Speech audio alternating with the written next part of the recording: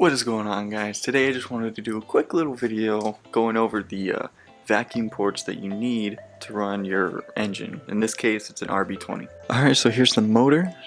Just this beautiful big turbo RB20. And we've got a aftermarket upper intake, but we got the stock lower intake. And on this intake, all of the vacuum ports are actually underneath it. So essentially, all you need as far as the bottom ports go is your blow-off valve and your fuel pressure regulator, unless you add another accessory that needs to see vacuum as well. And you might be thinking to yourself, hey, your brake booster needs to see vacuum as well. Well, that's what this port up here, this guy, that's what he's for. So this is the fitting that needs to go into there. It's actually a M16 by 1.5 to a 3/8 or 10mm Barb fitting, and I'll have a link for it in the description. It's like $7.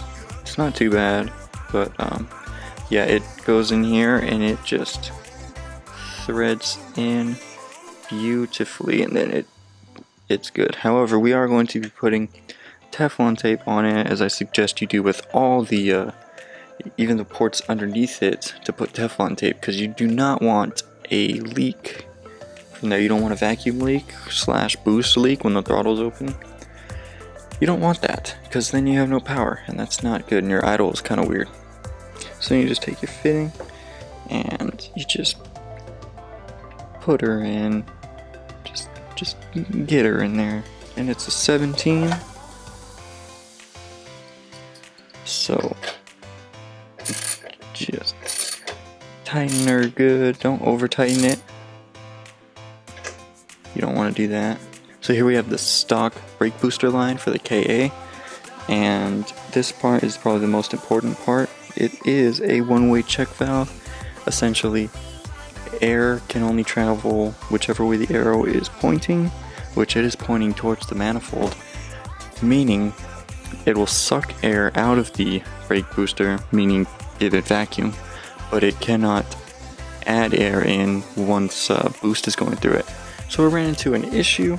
I had to cut the old line because it was just too long, and if you'll notice, it kind of flares out a little bit.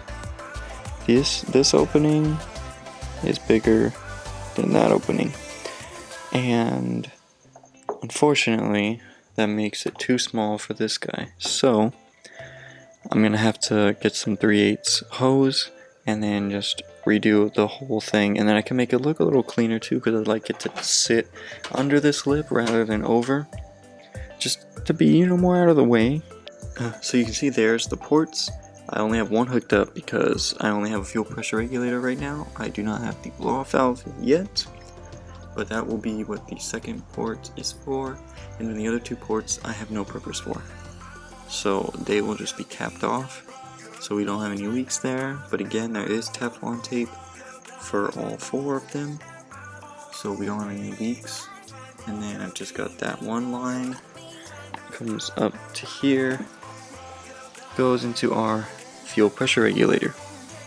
And then the other one's going to go with the blow-off valve, which I mean, I'd like to have the blow-off valve on this side, but like, look at how much room we have. Like, none. So I'm thinking blow-off valve's gonna have to go on that side.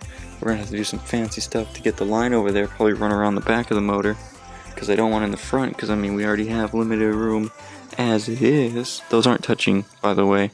The crank pulley isn't near the, I mean, it's close, but it's not close enough to worry as far as the fans and everything. And if it does get to that point, I can remove the shroud, just put the fans on, they'll be even further in, and then they'll be fine. Oh, and I cut my finger pretty bad too, so I had to get a band-aid. But yeah, I mean, right here is the most obvious place to put the blow-off valve. Like, why would you not put it there, So we might do that. We might have it on like the side down here or on the side here, probably not up top. Probably more like on this side would probably be better, because we got some open space there. And in case you don't know, this 240 is not a drift car, so dirt and stuff is probably going to get in from there. So I'd rather have the dirt not go into the blow-off valve. The turbo is not going to be run like this, where it's just out in the open. Stuff can go into the blades. It's not going to be like that. It's going to have piping, go to here, a little air box, be good to go. Make sure nothing gets in. I'd like to not ruin my turbo. Yeah, I'd like to not ruin the blow-off valve either. So yeah, and the blow-off valve will not be recirculating. But yeah, I think the only route we really have is route there, like that. Go behind the motor and there, at least to make it look clean. That's the whole goal, is to make this look clean and still have it be functioning as best as possible. By the way, the smaller fittings are 1/8 NPT, and the bigger fitting, I actually don't know what thread it is. It was just, I had it in my little parts bin of RB parts when I took apart all the old OEM stuff. So one of those fittings, or one of those ports, is the correct thread. So yeah, you just kind of got to figure that one out on your own. Yeah, then right here you have your air idle control valve. You want to keep that. You don't have to, but I've heard that with tuning, it's better to have it. It just makes it so much easier to adjust idle.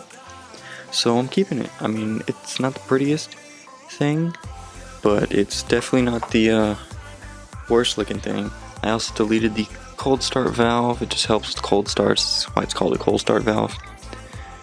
On here, you notice there's a coolant port here and a coolant port in the back, and I just took a line and just fucking looped them together, because I'm not too sure if that's a high pressure line. Like if I cap it off, would it not be okay? So I'm just like, alright, well, I don't want to risk it. There's not enough information on the internet out there, because most people ditch the stock manifold, or they keep the stock with the upper, and those lines run through the throttle body and then go I think some go to the turbo and others go other places. But yeah, as you can see, we capped off the throttle body ones. I was going to cut them off to make it look cleaner, but I'll just cap them off for now, and maybe in the future we will cut them off, because there's no need for them. But yeah, for now they're just capped off. And yeah, this is like a generic like eBay brand intake. It's not nothing fancy. It's not that expensive either. I think it was like $130, so it's not too bad. The one-piece manifolds are like $700, and the runners are so short on the one-piece ones that you don't have as much low-end torque or low-end power. And I'd like to have some low-end power because I do have a big turbo. The exhaust housing is 0.63 AR, so it's like not crazy big, but it's like it's a decent sized turbo for, like, at the end of the day, this is a 2-liter motor. But we do have a 750cc injector, so that will help. The explosions will be better, and you know, with boost and everything, it'll be better. So it should spool relatively quick. It is a journal bearing; it's not a ball bearing. Ball bearings are just so expensive. So with your air idle control valve, you have to plumb air into it, and it's got to be before the throttle body, because when the throttle body is closed, air is not going past it, so air is not going to your motor. So you have the air idle control valve so it can pass air into your intake with the throttle body still closed. So yeah, the way you do that is anywhere before the throttle body, so anywhere from here, I could have it come off of there if I wanted to. I could have it come straight off the intercooler. I can have it come off the actual intake that's going to go into the turbo. Doesn't matter where, but it's just before the throttle body.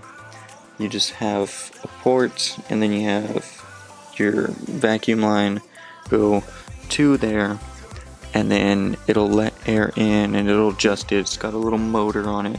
It'll adjust how much air goes in, and it'll help you idle. Yeah, that's pretty much it as far as the intake goes. Well, as far as the upper intake goes and all the vacuum and everything, and then covered a little bit of the lower intake, I did mention I do have 750cc injectors. You can watch that video there, and the link for those will also be in the description. Thank you guys so much for watching. Please leave a like if you did, comment down below, and look in the description to find all the parts that I talked about, especially that one little fitting that goes to the brake booster. That's probably the biggest headache out of everything, is trying to figure out that guy. But luckily we did, and I did the work for you, so everything should be pretty simple for you guys. Fortunately, I do not know the thread for that bigger port on the bottom. I just don't know it. Sorry, can't find anything. But if you have the stock upper intake and you go to this one, then you'll be able to take one of the ports out and it'll thread right in and you'll be good. Yeah, and then hit that subscribe button. I'll see you guys next time. Peace.